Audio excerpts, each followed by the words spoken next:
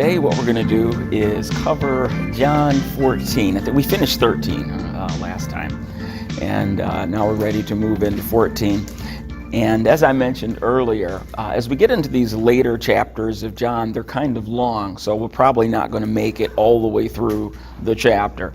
If we can just glean some of the big concepts, I think that's more important, because there's so much meat in the book of John that if you go too fast, I don't think you get the full impact. But if you stop and chew for a while on it and let yourself digest it, it stays with you longer. And I think that, I know personally, I get a lot more out of it if I can go through it concept by concept and really sit there and digest what is being said. Because again, I can't imagine that the disciples understood very much of what Jesus was saying, especially in John 14, 15, 16, and 17. He's hitting them with concepts, I am sure it went way over their heads. I mean, I think that they probably understood less than I understand, or that you understand. I think that they didn't get it. I mean, it had to be much later, after the Holy Spirit had arrived, before it sunk in, because he lays some pretty heavy things on them.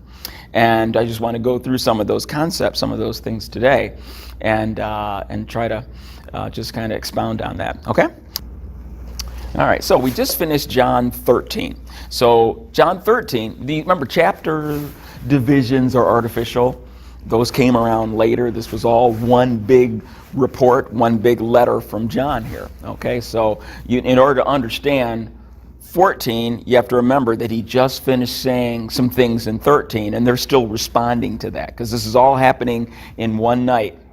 This is the Last Supper. And so we got this huge, I don't think there's any event that spends more time being written about than the Last Supper. The Last Supper encompasses 13, 14, 15. I mean, it's like all these chapters are from one dinner, okay? And you think about that, that's a lot. If you compare that to Jesus' other experiences, he didn't spend that much, he did this 1 week, and then the next paragraph, it's 3 months later, okay?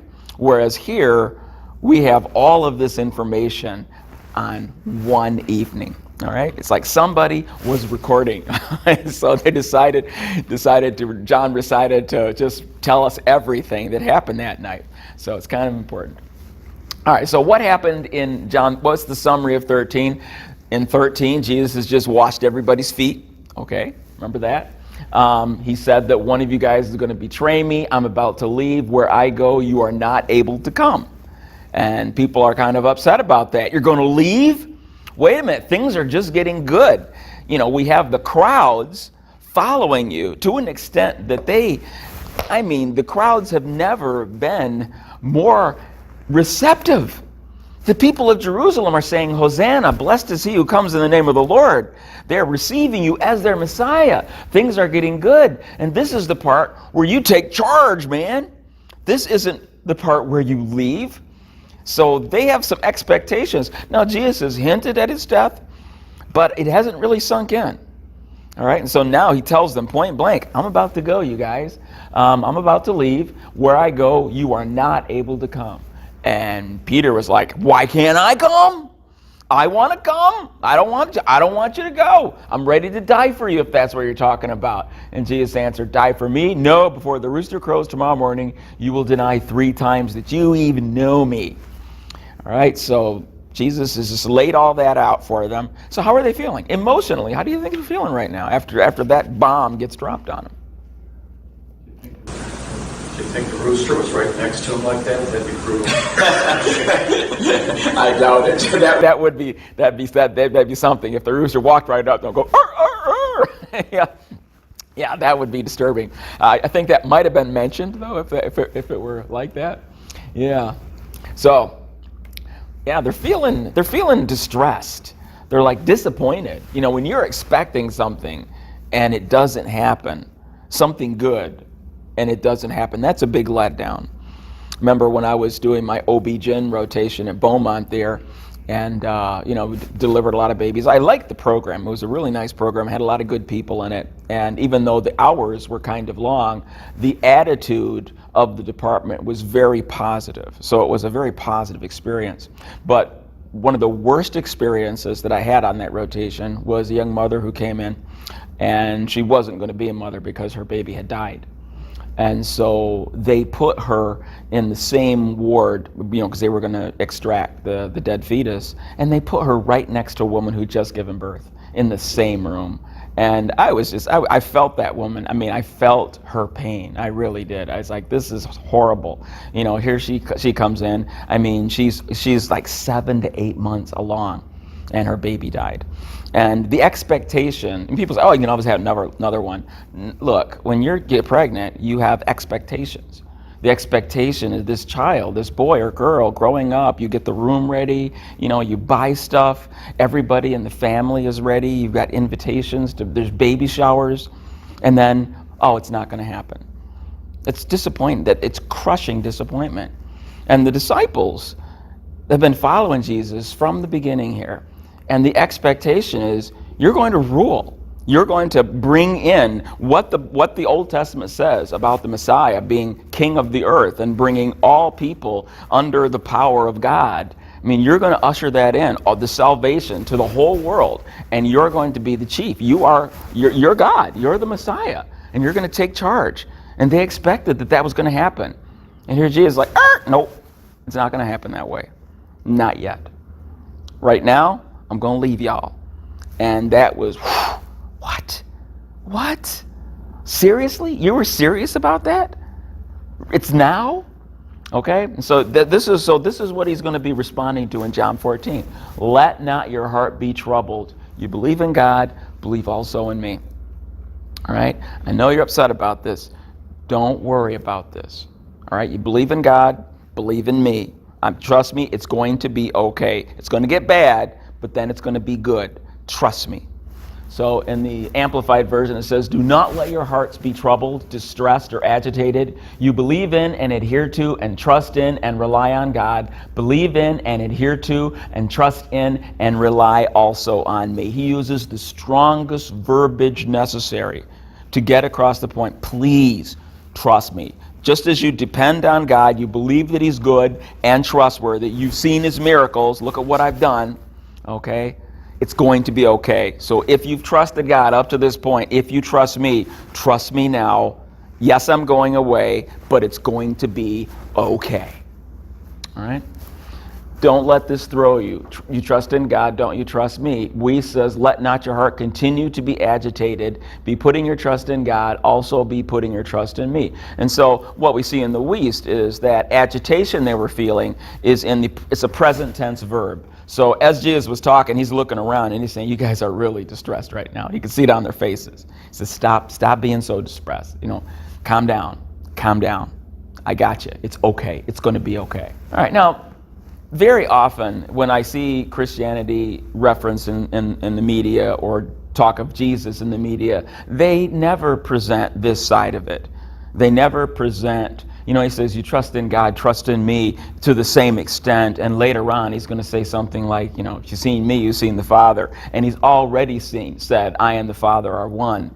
And, that is the reason, if you've been following along in this book of John, you know that is the reason why they wanted to kill him. It's because of his claim to deity. It wasn't because he was kind. It wasn't because he said, love your neighbor. Father, please. You have to forgive them. They don't know what they are doing.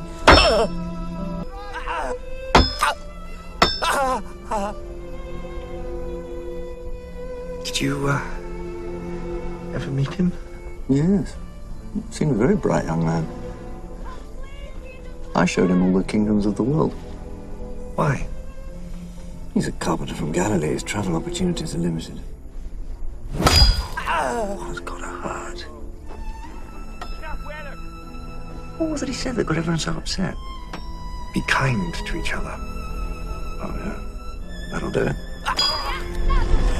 It was specifically because he unabashedly, repetitively put himself on the same level as God. He did. He put himself on the same level as God over and over again. And you cannot go through the book of John and not get that. He was not an ascended master. He was not a guru or a prophet or something else that's not God. He put himself on the same God, and he never apologized for it. He never excused. He never deferred to any other human. He didn't care if they were governors or chief priests or the high priest or anybody. He came at it like, look, I'm God, y'all. I am God, and I'm going to judge everybody. And here is the truth. Deal with it. Deal with it. And that was his position. Even though he didn't use his power to snap his fingers and turn them into cockroaches, which he could have, he didn't do any of that. He didn't come with any guns. But in his verbiage, if you look at what he said, he consistently maintained the attitude that he was above everybody and everything. All right. Now, if this is an imposter, think about a human. If he were not who he claimed to be, this is amazing. I mean, I deal with people who have paranoid schizophrenia, and sometimes they do claim to be God and Jesus and so forth. But you know what? They don't do that for very long. One day they're God, one day they're Satan. Okay? You don't find somebody who consistently believes that they're God and is credible. People with paranoid schizophrenia are not usually very credible. They don't have a very, very big following. Okay? Did you have something? What makes with the terrible lie that Jesus isn't the Savior? Yes, mixed with the lie that he is something. So rather than subject you to terrible audio, I decided to reshoot John chapter 14 from that point forward. Hopefully this won't turn out too badly. Okay, so the point of that last rant was that Jesus never claimed to be an ascended master. He never claimed to be a good philosopher. His claim was significantly higher than that. He put himself on the same level as God over and over again, as I just mentioned. That's what got him killed. All right, it wasn't because he said, love your neighbor as yourself. That was not what that was about. Now, the good news, this is what we're going to be focusing on today. Jesus says next, in the house, okay, this is the Weiss translation. In the house of my Father, there are many dwelling places. Indeed, if it were not so, in that case, I would have told you, for I go to prepare a place for you. Now, what I like about Weiss here is that he brings out this idea that Jesus is saying, look, fellas, I'm being very honest with you, totally honest. If you just died and that was it, and there is no heaven or hell or anything, if this is all there is, I would have told you. Trust me, I'm God, and I'm not afraid to tell the truth. And if it was a fact that there is no life after death, that there is no eternity in heaven or eternity in hell, if this was it, I would have let you know. I am not afraid to tell you people the truth. So I like that part about Weiss. I mean, it really brings that out. So I think we need to know that. Okay. Second, in the Message translation, it says, there is plenty of room for you in my Father's home. If that weren't so, would I have told you that I'm on my way to get a room ready for you? Okay. So it doesn't really add a whole lot there, just except for plenty of room. I mean, there's all kinds of space. I mean, space is not an option. It's infinity, so, don't worry about it. It's not like it's all filled up. There's going to be plenty of vacancies.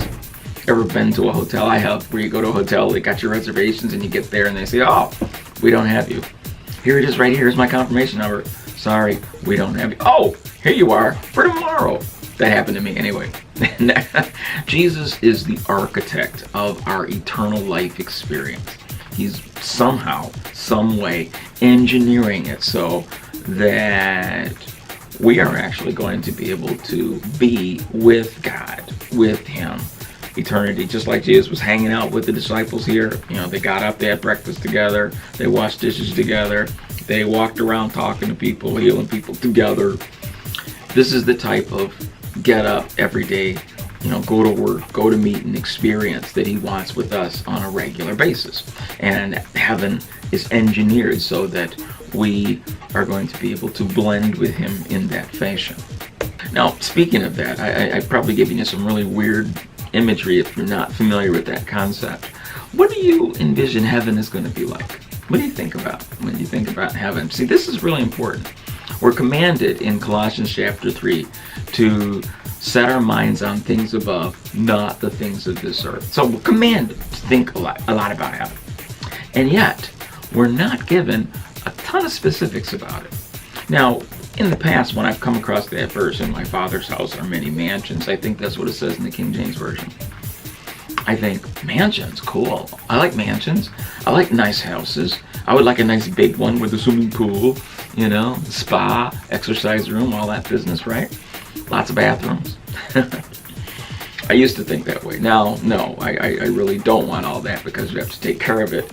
And I'm kind of lazy, so I realize that I don't want a mansion, all right? But when you're young, you think about stuff like that. You think that the money will come with the house, and it doesn't work that way. Trust me, it doesn't. Okay.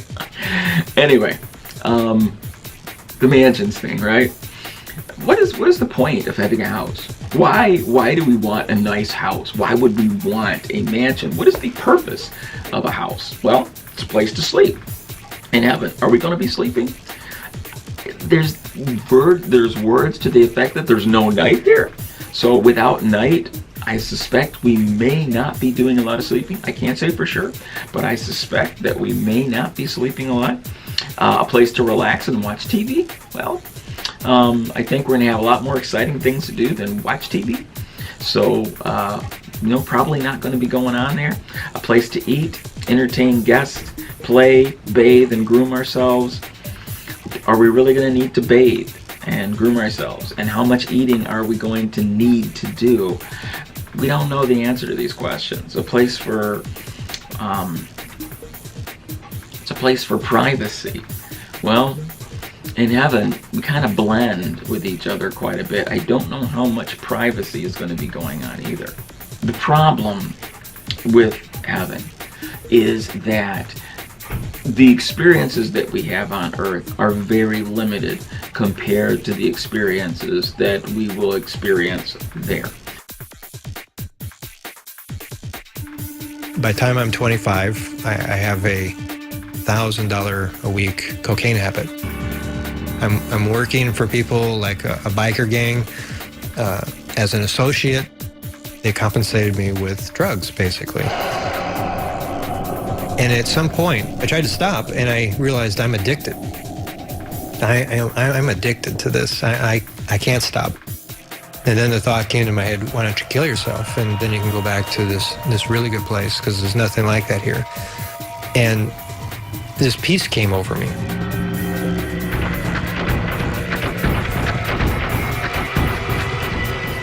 I start drinking some alcohol because I know I can't do this unless I'm drunk.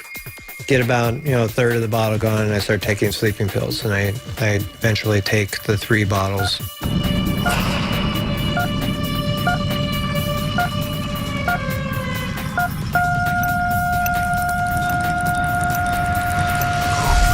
All of a sudden, there's a flashlight. Boom, flashlight. I'm looking down at my feet, and I'm on a road, walking. I look down the road, and I could see there's like a fog bank going across it about 100 yards down. And I looked the other way, and it's the same thing. Another 100 yards, there's this cloud bank moving across the road. I'm like, this is really weird. And then it dawned on me, I was just trying to kill myself.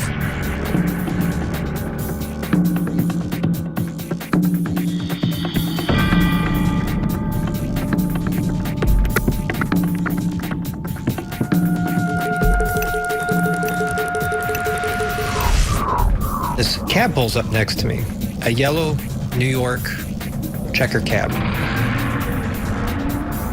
I looked in, and there was this cab driver, and he was like greasy-faced, kind of bloated body, and his eyes were kind of those crazy eyes where one's looking one way, one's looking the other way.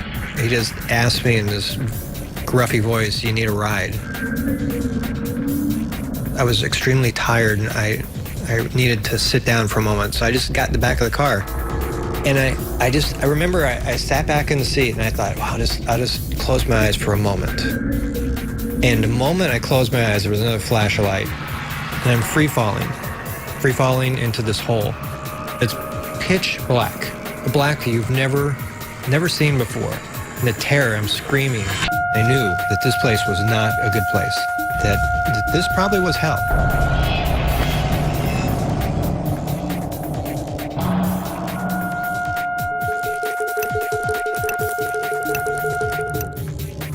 And just when I think I'm going to hit the bottom, another flash of light happens, and I am split into 7. Around me were like these pillars or walls of steam, and out from these walls of steam would come these demons. They were masquerading as people I had met in life. Their smell would be so bad that it would be right to the edge where you'd want to throw up. And they get in your face and they just aggressively attack you and make you relive these experiences. My soul is literally split into 7 of me. 2 of me were living past experiences, 2 were living present experiences, and 2 were living future experiences as a result of my life on this planet and what pain I'd caused other people. And this voice is telling me, yeah, you just died. And I'm like, that's how I die? Like a sack of potatoes in the backseat of a car? But as this is going, I don't feel any pain. No pain, no sorrow, no nothing, no feelings. I'm flying over my body, and it's like a movie, and the star of the movie died, and that's it, we're moving on. And as this is going, which I don't know if it's a second or an hour or a week because there's no time, but I feel like I'm being pulled up a little bit, and a little bit higher, and a little bit higher, like an elevator that pulls me up. And the more I get pulled higher, the more I see beneath me. And I'm, the car is driving in the streets of Manhattan, and I'm flying over the car. Wherever the car goes, I'm going. And I'm already at the height of like maybe 2 or 3 floors. And suddenly something very weird happens. I feel like I dive into this girl's body that my body is on, and within a split second, I see her entire life. From the day she was born till that day, I see her entire life. But it's not that I'm like sitting like this and looking at a screen. I'm in her body. And I'm living her life. And I'm feeling her emotions. She's happy, I'm happy. She's sad, I'm sad. She has pain, I feel the pain. And I see like thousands of scenes. I don't see it like in order, like baby 1, 2, 3, 4, 5, 6, 7, 8.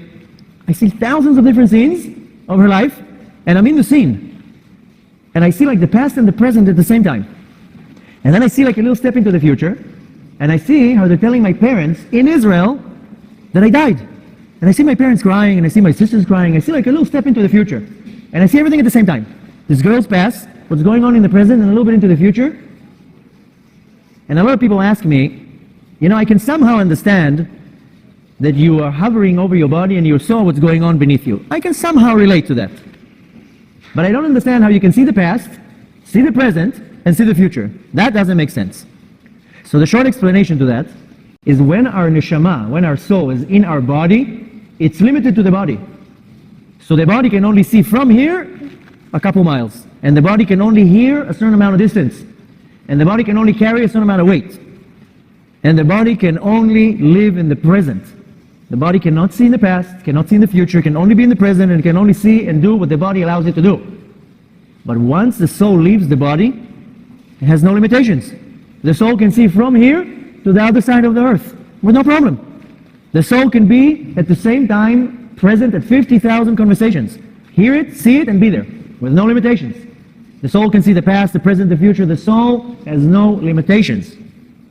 So I was able to see this girl's past, what's going on in the present, and a little bit into the future.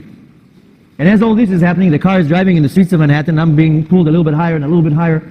I was like the height of like maybe 20 or 30 floors, flying over the city. Now at this point, the girl already figured out that something's going wrong. So the car is already racing to the hospital.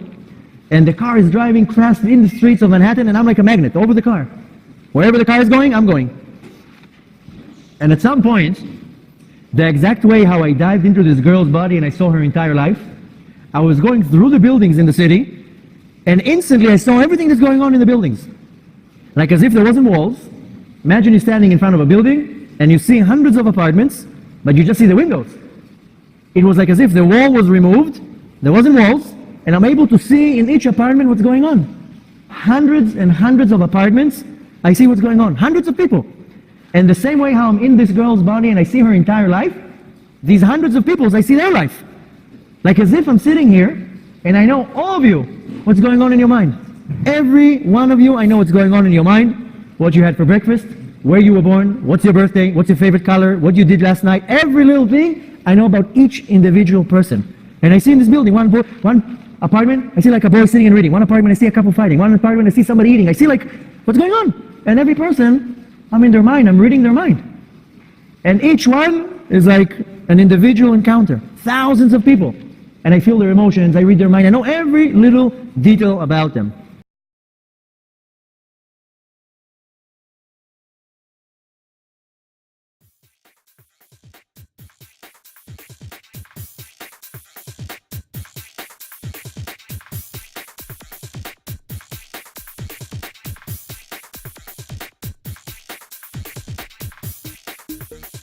These examples, as I just mentioned, suggest that outside of the body, the human soul has the capacity for multi-threaded consciousness. Now, multi-threaded consciousness is what you just heard about, where in the first example, the individual in this hell experience was split into 7 consciousnesses. And is that the plural of conscious? I don't know. But in any event, his consciousness was split 7-fold, and he endured the experiences of 7 different people, and he was aware of all 7. In the second example, our rabbi, who was above his body, experiencing the experiences of the woman, he was laying on this lady's lap, and he experienced her past, present, and future, and when he went through that building, then simultaneously he experienced the lives of all the people in that building. So again, the idea is that time doesn't mean very much, and your consciousness can literally be, you can talk, as he mentioned, you can talk to an entire room of people at the same time. You can experience the sufferings or pleasures of multiple people at the same time. In fact, the same time, that word doesn't mean very much. But it suggests that your brain is packed full of multiple CPUs. A central processing unit, that would be for us, that would be our core consciousness. Right now, you're doing one thing. Presumably, you're listening to me. And some of you might be multitasking, you're doing other things. Okay, but your central, if you're understanding what I'm saying, your central consciousness is right here. That's who you are. That's what you're doing right now. There is the capacity to literally be in multiple places at the same time, engaged in different situations and conversations with different people at different times. So that opens up a door. On the negative side, both of these examples are people who are relating their hell experiences, by the way. Both Alan, Anava, and Matthew describe going to hell, okay, and their consciousness were split. You also, when people have the heavenly experience, you can, again, have a similar thing, only it's on the plus side, where you are engaged in multiple pleasant interactions with multiple people at the same time. So what does this open the door for? Well, in Dante's view of hell, he describes people who are really bad going to the worst neighborhoods in the deepest sections of hell, and that's how they paid their due. People like Pontius Pilate and Nero, all those guys would be down there in the worst possible place with all the worst demons, the darkest, deepest, stinkiest parts of hell. And there's some evidence, some verbiage in the Bible to describe, people who do certain things. Blackest darkness is reserved for them. Now, with this split consciousness idea, though, there is the concept that, take a look at somebody like Hitler. Compare Hitler to Jeffrey Dahmer. Jeffrey Dahmer killed a lot of people, but compared to Hitler, who killed millions of people, should they suffer the same degree? Is that fair to Dahmer that he gets the same treatment as Hitler? Well, this split consciousness thing suggests that in the spirit, we have, listen carefully, and I don't mean to be sacrilegious, but we have God-like consciousness. Just as God can watch every single person on earth at the same time and judge them and be interactive with them, so as humans, we come out of our body, it seems to be that our consciousness is a little like that. So if you go to that other place, and you have hurt 6 million people, 10 million people, you have the ability in eternity to experience the suffer of every one of those 10 million people that you tortured and killed. Okay? So then, justice really is absolute.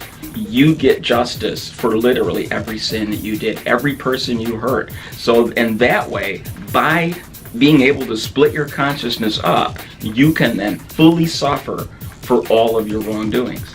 So Dahmer, he might get split into 100 different people who get to experience the torment that he put his victims through. But Hitler gets to be split into 10 million cases, or more, because I think he caused a lot more damage than just 10 million.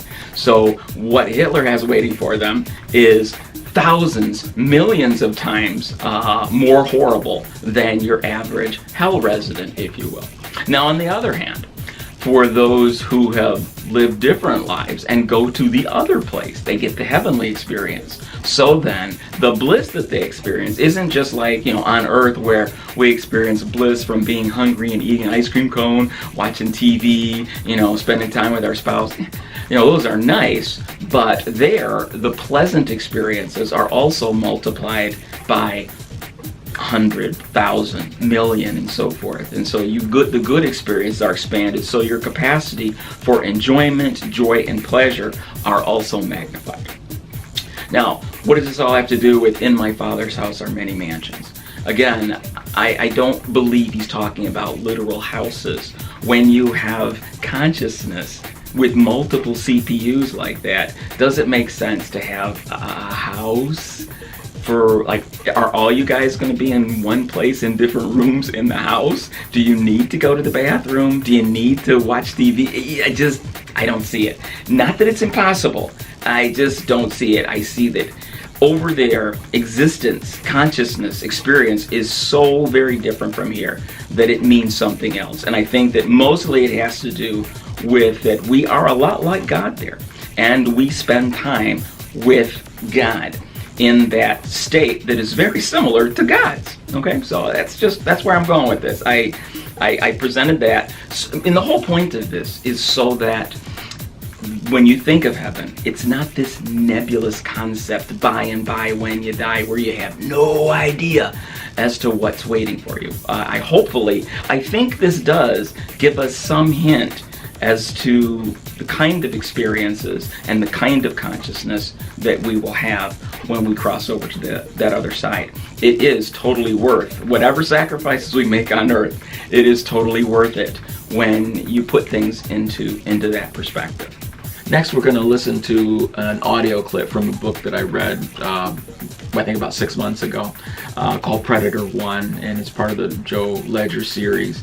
Anyway, in this series, you have this very wealthy criminal who's got third-degree burns all over his body and a spongiform encephalopathy, so Creutzfeldt-Jakob disease, and so he's becoming demented. He's got burns. He's going to be dead within a few months. And he makes a deal with a colleague of his to take care of him for the last few months of his life, and in exchange, he's going to give him a lot of money.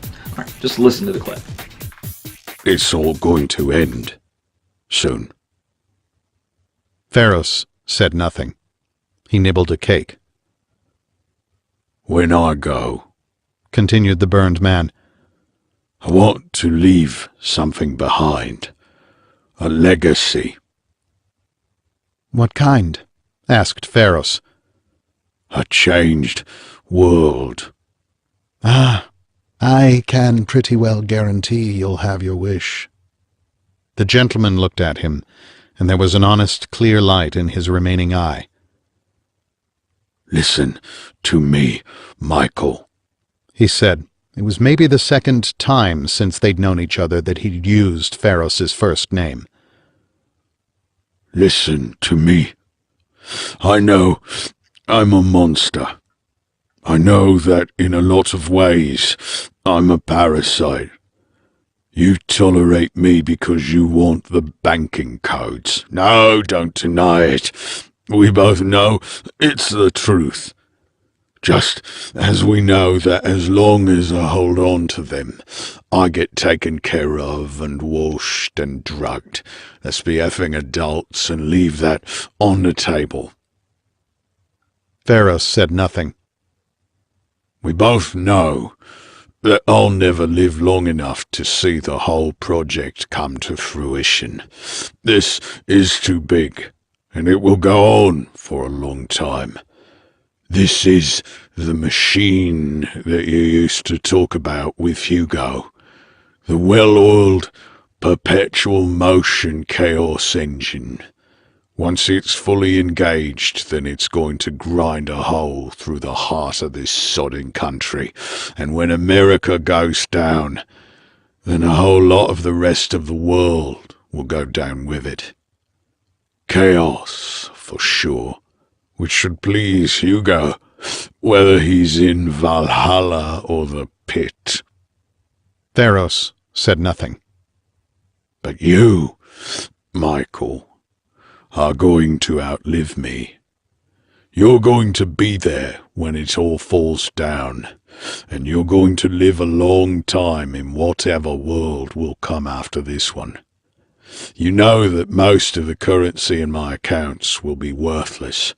Only those currencies tied to moderately stable nations and international banks will be worth something, and even then it will be pennies on the dollar, which doesn't really matter to you if you get those codes, because pennies on the dollar still adds up to more money than you can ever spend when you're talking about more than $100 billion. I've seen projections that could put that figure at 400 billion. You could walk away and retire with 15 to 20 billion. You'd be able to buy an island, hire an army, and live like a king for the rest of your life, while all around you the world tries to find the reset button. The burned man leaned slightly forward in his wheelchair, wincing at the pain. I want to make you an offer, Michael, he said. I want to make a deal. Theros cleared his throat. What kind of deal? Care for me. Treat me with respect. Treat me like a friend. Make sure I'm comfortable until I'm ready to die. We both know it's a temporary job, a few months at most, maybe only a few weeks. I do that now. No. You go through the motions in the hopes that I get soft in the head and tell you the codes. I'm asking you to be my friend. My last friend, for whatever time I have left. Give me that. And in return, I will make sure that you get all of it. There's more than you think, Pharaohs. There's more than currency and numbered banks. There's gold, too. Do you understand what the value of gold will become when paper currency and electronic banking collapses? This morning, gold was $1,292.42 per ounce. In a collapsed economy, gold would be worth 5 times that. 10 times more. Do you know how much gold I have? How much I inherited when I became the last surviving member of this organization? Want to take a guess? Theros shook his head. I can tell you where you can find 3.5 tons of it, in bars, untouched. Do the math. Theros didn't need to. His heart was beating so fast he thought he was going to faint. Now, listen to me, Michael, said the gentleman, his voice hoarse and low. I will give you the banking codes before I die. I promise. If you're kind, I promise that. All those billions.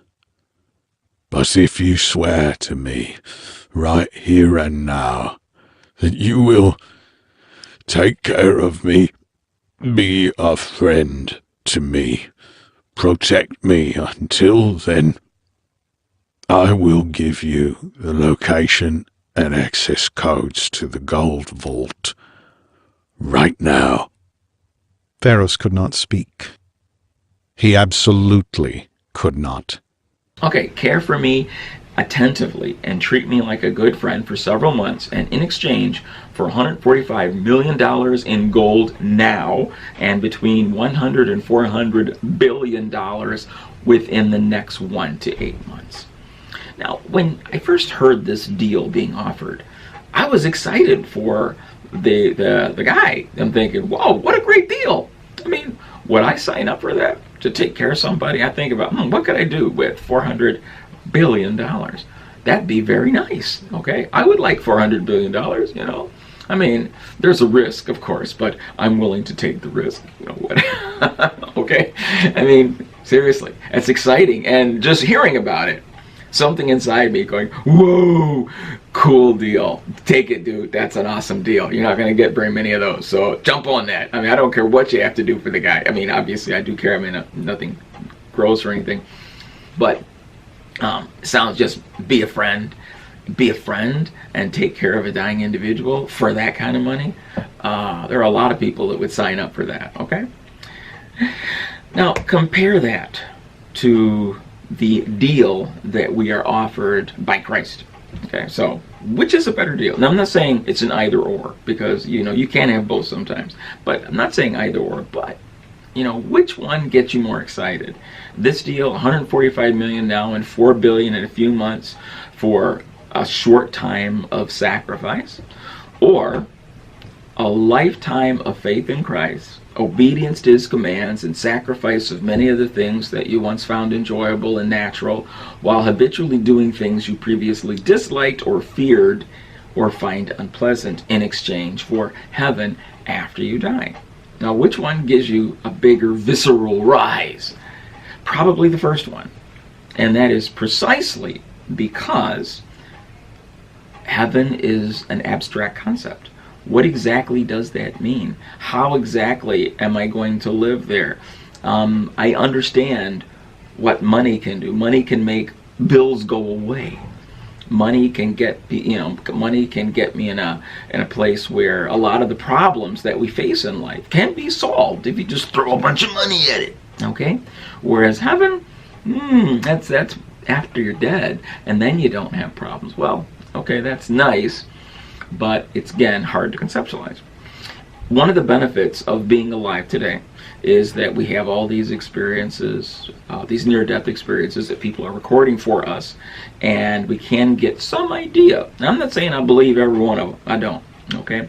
But sometimes I come across a case where the patient involved their sincerity is obvious, and sometimes you can see sincerity. And again, when you're talking about near-death experiences, always ask yourself, what is the point? I mean, not what is the point, but is there any secondary motivation for this person to be telling me this story? Is there any reason why they would lie about something like this? People lie for a reason. They lie to get out of trouble. They lie to get something that they want. They lie to get you to like them, okay, for example. Why would somebody make up a lie like this? I listen to Yvonne Sneeden. I've used her before because she is very expressive, very passionate. I love, even though English isn't her first language, I love her communication style. So pay attention to the picture that she presents. She has an incredible near-death experience, and I want you to pay attention to the specifics of that experience, because it really does help. It really does help give you an idea as to where we're headed for. But ask yourself the question, for those of you that are students of the Bible, for example, are there any holes? Is there any part of this story that you find disturbing? Is there anything that she says that is counter to what you understand from the Bible? Okay, ask yourself, write it down as she's going through it. If you're bothered by something, write it down, and we'll come back to that. And so as you know, my name is Yvonne Sneeden. I'm actually from Europe. My first language is French. I live in Raleigh, North Carolina for 14 years, and work in the IT world as an operations manager. And a total different world right now, but it's also an amazing world because it keeps me grounded. It's very technical, so when you've had a near-death experience and you've been on the other side, in the other world, in heaven, so you need that grounding balance, actually, to keep you here. So I know that a few of you here have heard my near-death experience, so I thank you so much for your patience, for listening to it again for the 10th time, and I'll be really happy to share it with anyone who hasn't heard yet this experience. So in 2008, I had a arrhythmia situation. I just moved to the US after many, many trials and tribulations. I started to develop arrhythmia, and I went to the cardiologist, and he said, you have to do something fun for you, because this is arrhythmia. I had all the testing, and it confirmed that. So, I was working really hard. I was a single mother in the US, and I was trying to make a bright future for my daughter. I had moved to the US, I didn't know anything. I was just divorcing from my American husband, and it was just after an abusive relationship, and it was just, I was alone with my daughter in the US, having to start all over again in a country from scratch. Nothing, I knew nothing. It's like you're starting your identity all over again. You're rebuilding a new identity with the new information you have around. So I had really, I think that was the last straw in the numerous story. I have my YouTube video, you can hear everything that happened to me in my life, the several traumas, but this was the last straw of everything, being in that country with my daughter to raise, and everything, working day and night to make a bright future to my daughter. Fortunately, I found a good job here, as in Europe I was in diplomacy and then in politics, so I was able to find a great job back here in the US as well, and but it was a rebuilding, and working so hard developed those arrhythmia in my heart. And the doctor said, just take it easy, here are some medications, and whenever you have a crisis, just take that medication. It's going to slow down the heartbeat that's racing. And as I was explaining yesterday, I don't know what happened, but I don't know what I was thinking, but whenever I had whenever I didn't want to have a crisis, like a few hours of arrhythmia, I would take those medications, but normally you only take it when you have a crisis because it slows down your heartbeat. So I had already a normal heartbeat when I didn't have those crises, but I took it because I was so fearful to have a crisis, and of course it slowed down my heart, and that's when I had that hard stop. So I had two near-death experiences, but I will tell the big one, what I call the big one this morning.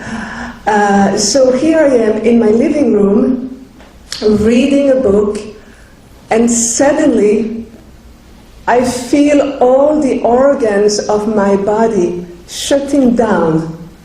But at the same time, I'm out of my body, I'm slipping out of my body, so I had no pain. Oftentimes when you have a huge impact and you're dying, oftentimes you don't feel the pain, you're out of your body instantly, and you see the body struggling.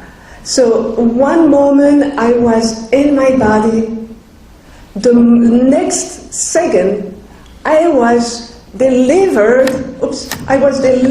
in a bountiful light. And that light was actually, for me, it was a peaceful and joyful light. It was the highest level of happiness that anyone could ever experience on this plane. We cannot, I mean, it was literally the highest, utmost peak of happiness anyone and joy. I was in that peaceful, joyful state, in that bounty light, and like Susan sang so well, I felt my spirit being lifted high by God's light, and I was held in this light, in this amazing, all-loving, but also all-living light. all-knowing, all-living. It was alive. It had a consciousness in itself. And here I was, that little spirit, inside, held in that eternal, all it is. And I was just content. And there was zero stressful feeling, zero negativity, worry-free, no fear, no disappointment, no hurt, nothing, no negative feeling. It was non-existent. I was just bathing and being totally absorbed by this all-loving light. And I was becoming, again, that soul of light I was before I came here. I felt that I was back from my journey, and that light would never judge me. That all the mistakes I did, or I felt I did, all the lessons, all the hurts that I did, or I felt, anything was actually in that light, completely non-existent. I was understood, and all my mistakes and all my shortcomings were actually lovingly blessed by that light. And I was just there, feeling that I could stay there for eternity, when suddenly, coming from a distance, an even brighter being, brighter than the light, more brilliant than the light, a being comes towards me. And that being has actually, it's a translucent being. It has like arms and legs, but you cannot make the feature. It's like flames of fire, but instead it's light. And that being is so bright and is actually proceeding towards me with kindness, with goodness, with tenderness and joy. And it's kind of proceeding and hovering and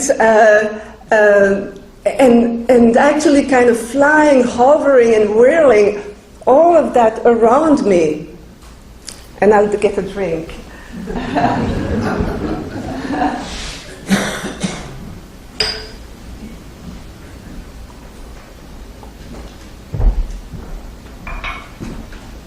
Thank you, excuse me.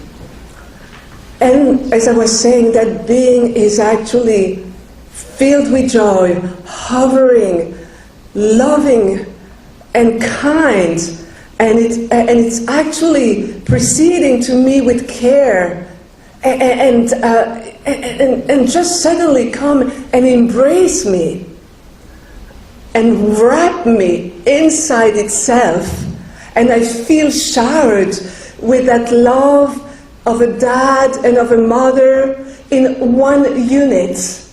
I feel showered and I feel completely inundated by that tenderness and goodness and care. And it holds me in its arm and it says, I got you. I mean, it didn't say that, but that's how I felt, because in that heaven,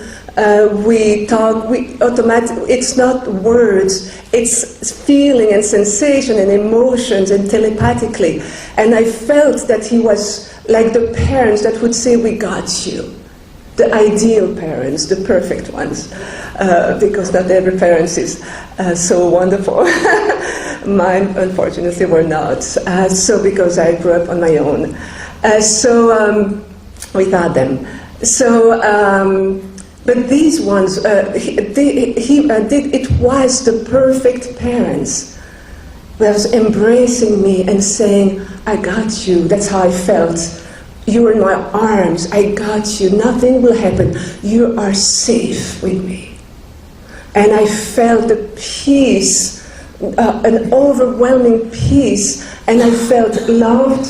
I felt goodness. I felt kindness. I felt tenderness, I felt empathy, I felt joy and care, And I felt that I was the only being that ever existed and will ever exist in any universes and dimensions and anywhere. And yet, as I was explaining yesterday, we all are loved that way. Every individual living on this earth and beyond are loved and cherished that way.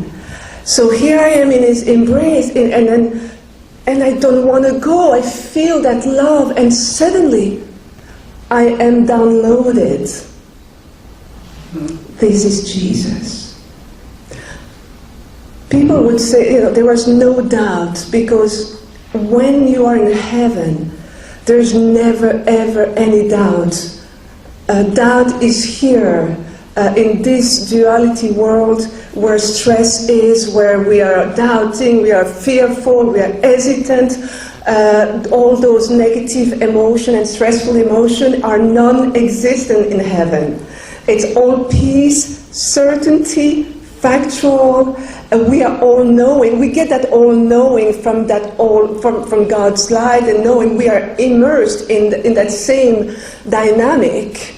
So I knew it was Jesus, and he was showering me with that love, and I was finally home. I was finally embraced in that true love of a father and a mother I never ever knew or experienced on earth. So eventually I had that feeling that I had to go back home on earth. You know things, it's all instant knowing. You're not just waiting for the person to answer. Even in your mind, it's instant knowing. You just know it goes to such a speed of thoughts. And so I didn't want to come back here, and I said, I was in a Christian church, and I had a Christian boyfriend, and we were fighting all the time. And I asked Jesus, well, if I have to go back, what do I have to do with Steve?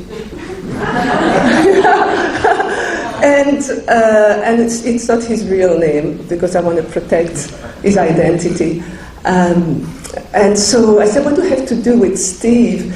And I was explaining yesterday to the meeting that when you are in a church, oftentimes, in my type of church, you always are afraid not to walk in the will of God, and it creates an immense stress on you, because you meet somebody, is that the will of God? Is he the man God has sent me?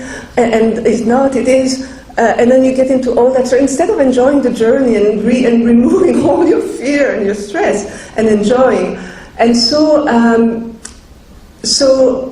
I asked, what do I have to do with Steve?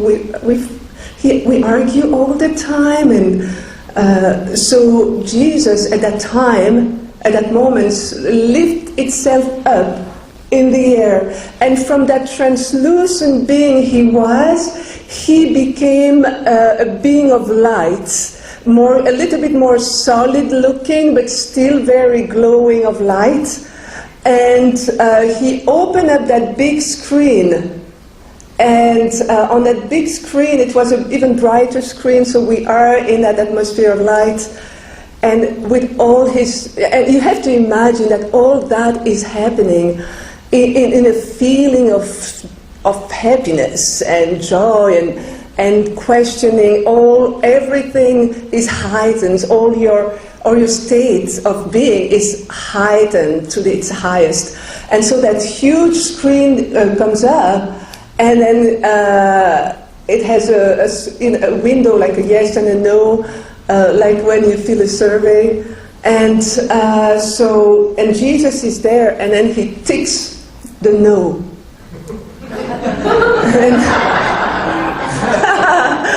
And then he says, with all the love for Steve and me at the same level, no judgment, but then he says, you have to say no.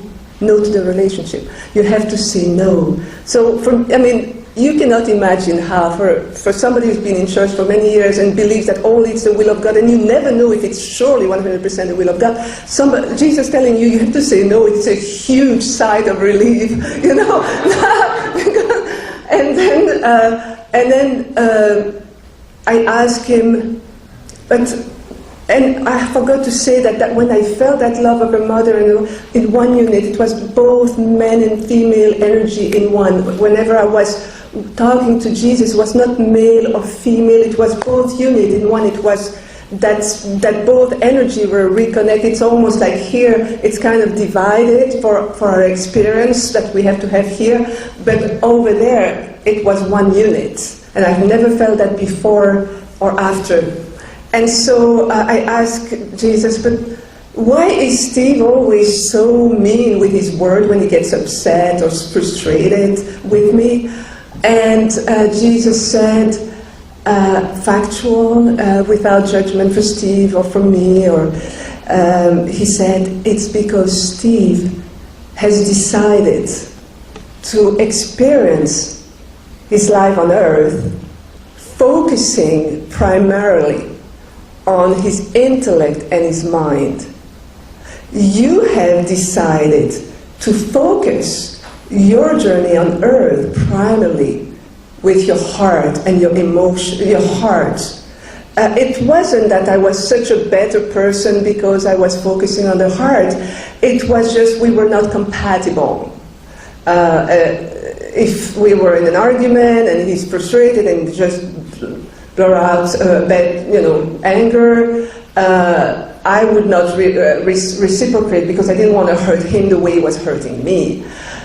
So he needed somebody who could fight with him, and I needed somebody maybe more gentler and softer. So that's what he meant. So after that, suddenly, and I know you've heard a lot of near-death experiences here, but we always, it goes from one picture to another. You are in another scene constantly. It might be possible that we have experienced many other things, but just the memory we have here go from one scene to another. But I find myself suddenly in that scene where Jesus is by my side, and he's actually taking the shape of a more human, physical form, and we are proceeding out of that light. So for me, that light was almost like we were proceeding literally out, and there was that huge celestial city ahead of me, or crystal city, I don't know how you can call heavenly city. Those avenues were huge, and the buildings were extremely tall and so brilliant that it looked like it was crystal, gold crystal. And I was in a hurry to go home. I couldn't wait to be back in that place, and I was just racing with Jesus by my side, and I was racing. I was going to go home and no longer be in that. It was home. And to my left came some children angels. They came and rushed into Jesus' arms, and Jesus took them all in his arms. And after that, I saw Jesus told those little angels, "This is Yvonne's time, Yvonne's moment. Go back to your teacher, your mother, teacher." And so I turned around, and I saw the most magnificent, tall beings of light. They had long hair, they were filled with light inside, and they were loving me. They were looking at me with the same type of love that Jesus had for me, and they were emanating that love and that kindness and that inclusivity, that acceptance, and they were telling me, "We love you. We will never harm you. You are one of us. You'll always be one of us because you are home here. This is home for you." After that episode, I definitely didn't want to go back on earth because now I was back with my own family, with my own people. So I didn't want to go back home. And then eventually I said to Jesus, "I don't want to go back home. I want to stay here. This is my home. This is my place. This is where I belong. I am here to stay." And my body is all broken up down there. This world on earth is a mean world. People are, it's a violent and mean world. Many people are selfish, self-centered. They could care less about anybody else around them. I was just being genuine and honest. It's not a judgment. It's just a feeling of reality on this plane. And I said, this is home. I can relate to this world more than to the other one. This is home. I'm staying here. My body's broken. I was trying to negotiate the best I could to not go back. And there was no... I had to go. I mean, he looked at me and lifted again upper in the air and expanded half a mile high and looked like a whole hologram being. His whole being was pulsating life and energy constantly. It was pulsating light and energy and life and strength and creativity. It was creating. As I was speaking, it was creating. And simultaneously, it was still creating worlds, universe, realities, all kind of things on Earth. And at the same time was actually just looking at me and said, Yvonne, I will give you my strength. I will give you my energy of life. And when Jesus said that, I receive an instant feeling of a sparkling, effervescent, powerful, rejuvenating, sparkling liquid energy that filled my entire being until my ankles. And it stopped at my ankles. I'll never know why. I don't have the answer why. I've tried to find it for years and ask questions around me, but it never happened. And then at that time, Jesus said to me, after that feeling, Yvonne, I love my people. I love humanity. I love all creation. I love everyone. And this was not the Jesus of, condemning and making you feel guilty if you make a mistake. This was the all loving. It was pure love. Pure, higher level of love and kindness, telling me, Yvonne, I love every one of those beings. I love everyone. I love my babies. And when he said that, and I was thinking in my mind, you're Jesus. I mean, you came on earth to teach love, and it's kind of normal that you love everyone. And so he said to me, I'll show you how I love. I will show you how I love. And when he said that, he took my heart, my being, my essence, who Yvonne is, all together, and he blended it with his heart, his essence, his being, and we became one. Complete, perfect oneness. Just like Jesus said to God, Father, may you and I may they be one, like you and I are one. I experienced that oneness with Christ, with love itself, with pure love. In that oneness and one love, I felt the trillions of love and compassion for humanity, for creation, for nature, for all of us and beyond. I felt trillions of bursts of compassion and of gentleness and not beyond forgiveness, because forgiveness make you feel that you've done something wrong, and in that level there is no wrong. All the mistake that we think we do here, it's actually programmed in advance so that we can grow closer as a soul to the source of light and of love. And that light, love itself, was telling me, you are love, there is no wrong with you. And you know, when you come from a journey like Earth, when you separate it, I understood also, coming back from that experience of, I cannot share the moment of that oneness here in words because it's 1,000 times more powerful and more complex than those very limiting words. But what I can say is that that love, I understood some of it, and I took it back here. That love actually blessed all your mistake, and because we are warrior, we came on this earth, we voluntarily accepted to be separated by source itself, by light itself, by creation, by all knowing, all loving, all it is. Love is by the source of creation that created all the galaxy, the dimension, the planets. We accepted to come voluntarily so that we could actually understand what actually God's love was. But if you okay, now she's a Christian. Okay, so it's important to understand that she's already a Christian when she gets there. Can you think of any discrepancies in her story with what you understand from the Bible? Do you see any discrepancies there?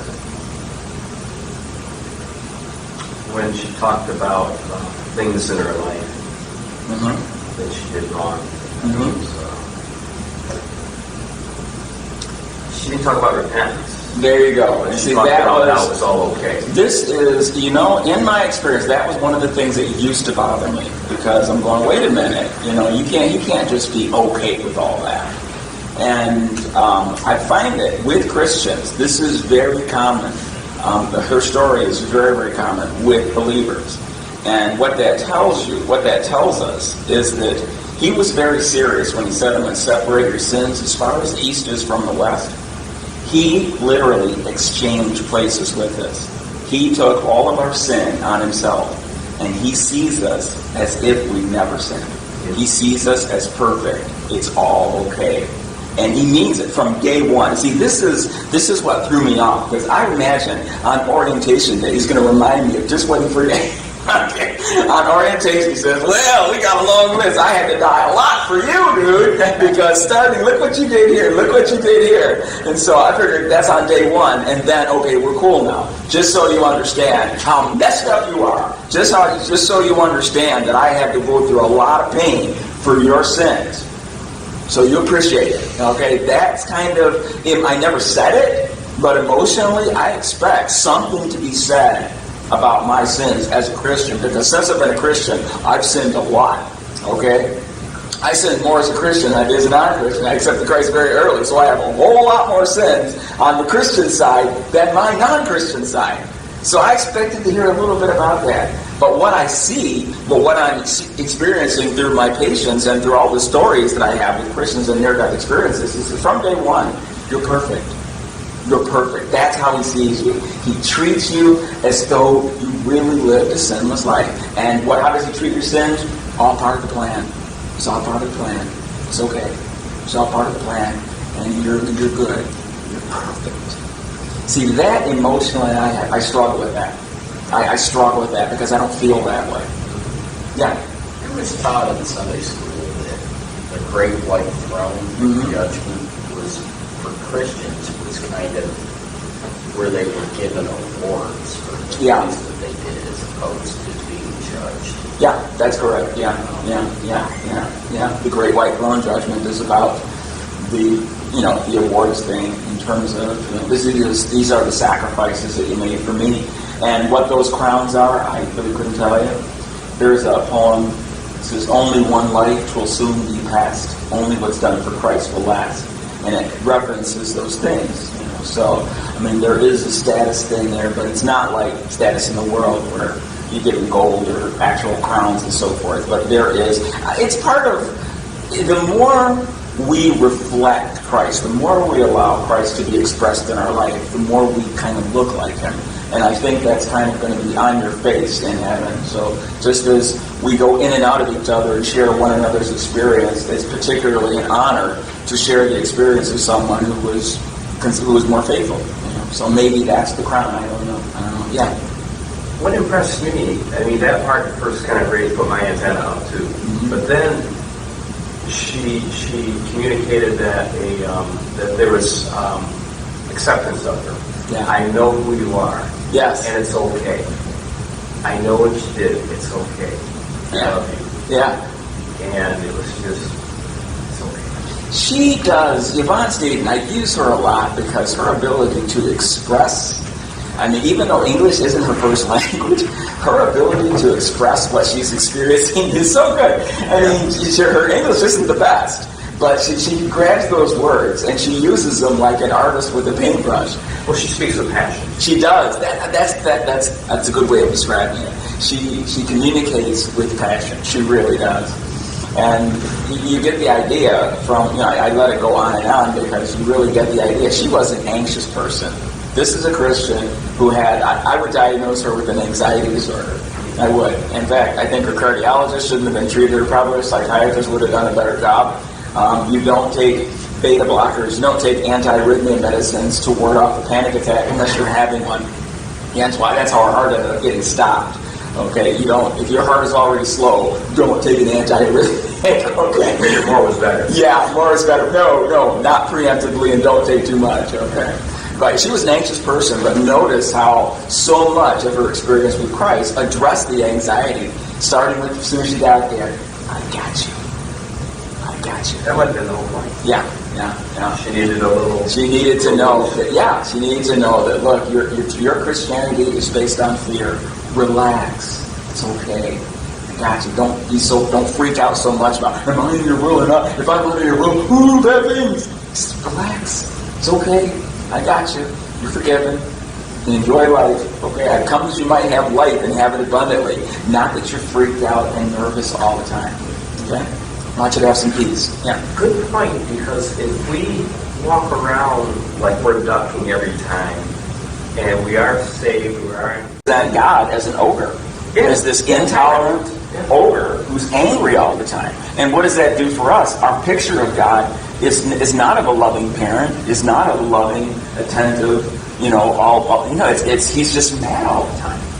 And so we serve him out of fear, and we totally miss the depth of his love and beauty and concern. I mean, it's like, wow, it's a really distorted picture, and nobody benefits. Only that's what Satan wants. I mean, that's kind of that's what the other side. That's how he wants God to be present.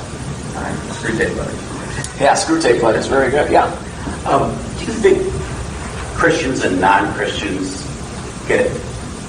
the non-Christians get a little taste of heaven before they're judged, and then sometimes I think that non-Christians do have positive experiences with the Lord, and that's kind of a nudge. So when they come back, they'll start seeking Him.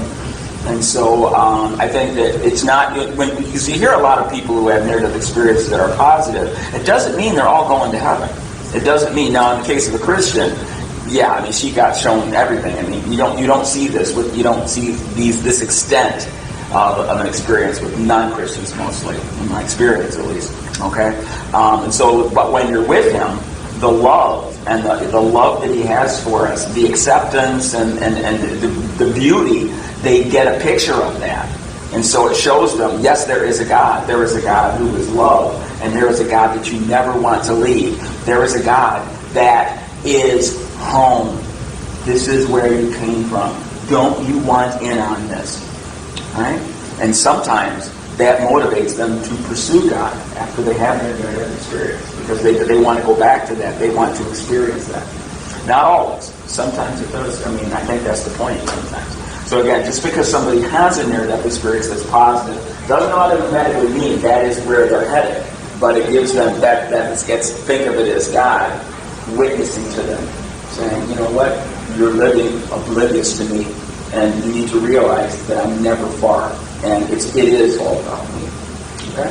And you need purpose, and I give you that purpose. All right, let's close with prayer here.